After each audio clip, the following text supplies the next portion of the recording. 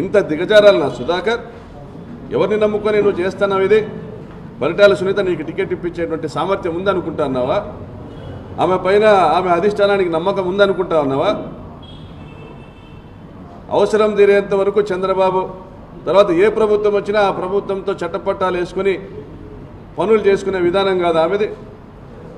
ఆమె భర్త చంద్రబాబు నాయుడు గారిని తిట్టిన విషయం మీకు తెలిసినా, తిట్టే తిట్లు మీకు తెలిసినా, ఆమె భర్త కానీ ఆమె కుమారుడు కానీ మొన్న టికెట్ ఇవ్వలేదని బతికినప్పుడు ఆమె భర్త కానీ చంద్రబాబు నాయుడిని తొన్నినా కొడుకొని తిట్టినారు. చంద్రబాబు నాయుడిని తొన్నినా కొడుకొని తిట్టినారు పరిటాల కుటుంబం.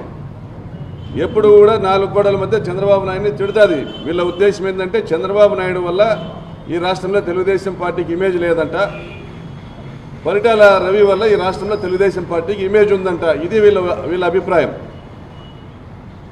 మరి దీనికి అంతటికీ కారణం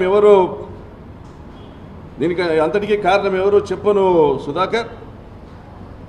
ఏ విధంగా అయితే ఈ కేసు నీరుగార్చే ప్రయత్నం చేశావు, నువ్వు నమోదు చేసిన ఎఫ్ఐఆర్, నువ్వు కంప్లైంట్ ఏ విధంగా తీసుకున్నావు?